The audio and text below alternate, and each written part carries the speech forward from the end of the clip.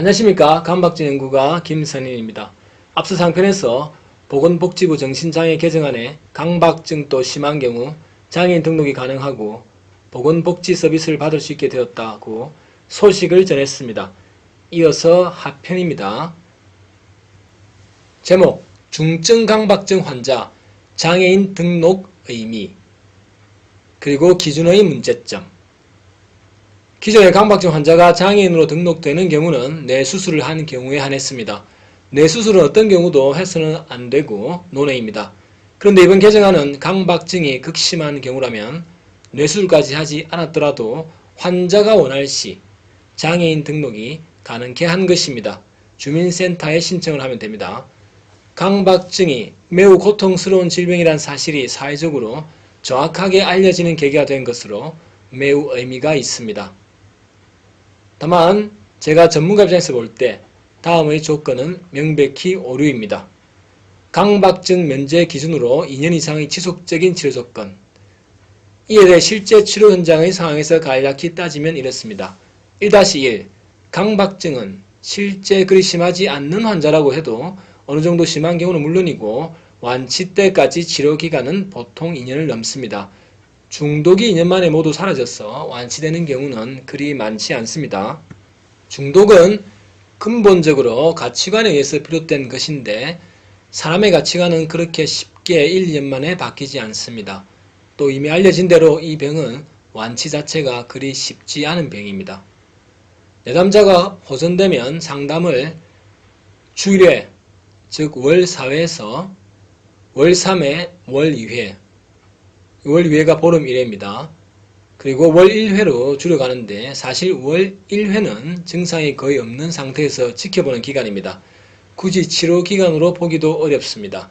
이때 내담자가 원하면 이런 기간도 월 1회를 제 경우는 6개월 정도 이어서 할 수도 있습니다.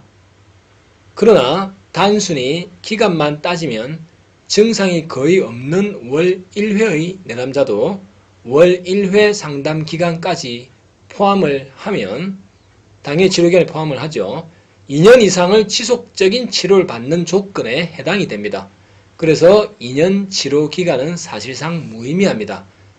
한마디로 거의 모든 내담자가 완치가 된다고 해도 경미한 경우를 제외하고는 대부분은 월 1회 기간을 포함해서 2년을 넘기 때문에 현실과 거리가 먼 기준입니다. 과거 미국의 강박증 완치율 연구는 5년 정도의 치료 기간을 두고 한 것입니다. 1-2. 강박증이 극심해서 사회적 직업적 기능을 못할 지경이라면 그에 맞는 치료 기간이 겨우 2년 이상이라는 것도 비상식적인 것입니다. 현실적으로 환자가 상담을 주 1회 하더라도 남은 6일과 상담하는 당일, 심지어 상담 중에까지 7일 모두 강박 행동을 합니다. 그렇게 중독이 더 되기도 합니다. 그래서 타 질병 군대 면제 기준의 상식적인 형평성을 보더라도 치료 기간이 2년은 너무 짧습니다.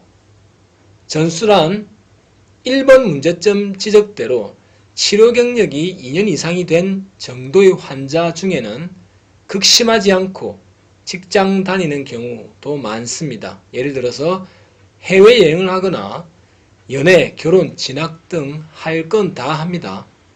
적어도 면제될 정도라면 미국 연구대로 5년 이상은 기준으로 삼아야 합니다. 2. 강박증이 너무 심해도 환자가 여러가지 문제로 상담을 받지 못하는 경우가 있습니다.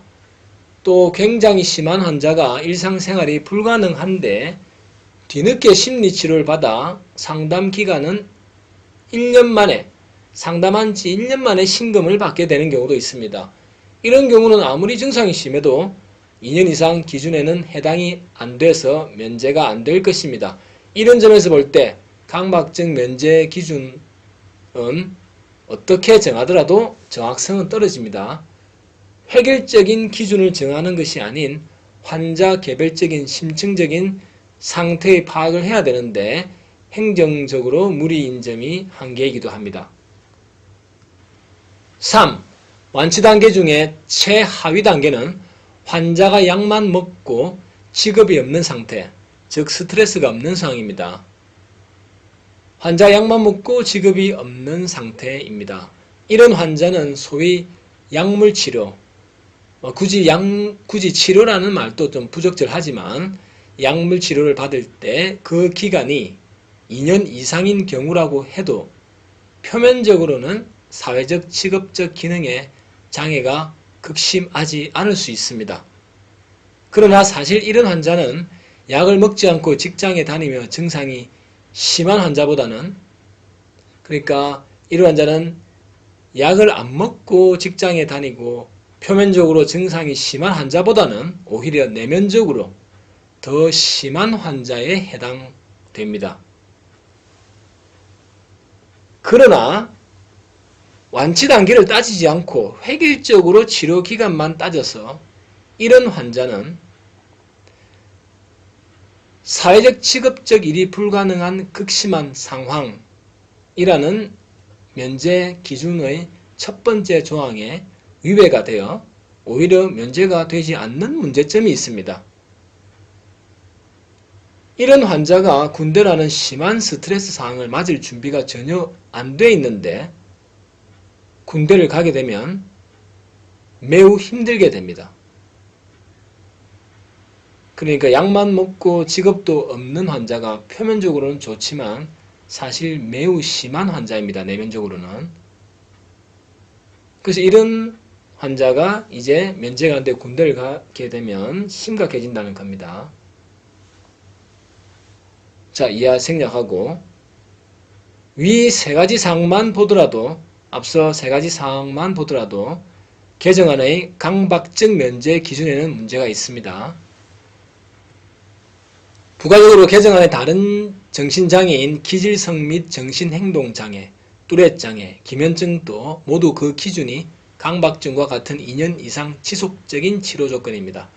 이런 점에서 강박증이 중독성 병이란 특이점이 고려되지 않은 획일적인 구분이라는 문제점이 남습니다. 중독이란 것은 결코 1, 2년 만에 쉽게 빠지는 것이 아닙니다. 그러나 첫 술에 배부를 수 없듯이 어쨌든 많은 정신장애들 중에 강박증이 다시 재조명되어 강박증 환자의 고통이 뒤늦게나마 인정받게 된 점은 무척 다행입니다. 참고로 이 개정안은 강박증 분야의 고질적인 문제이자 사회 악인 약물 댓글 알바들의 강박증 약물 치료로 완치라는 허위 주장에 대한 반증이기도 합니다. 즉 강박증은 결코 환자가 의지도 없고 노력도 없이 그저 약만 먹으면 낫는 하찮은 병이 아니라는 진실을 국무회의와 보건복지부에서 자체 검토와 조사를 통해 증명한 것입니다. 의지가 약해서 생긴 병, 먹고 할 일이 없어서 생긴 병 등으로 심지어 부모에게조차 병으로 인정받지 못하고 있는 환자들에게 이 개정안이 작게는 오늘 하루, 길게는 그들의 인생의 길에서 큰 힘이 되길 기원합니다. 이상 방송을 마치겠습니다. 안녕히 계십시오.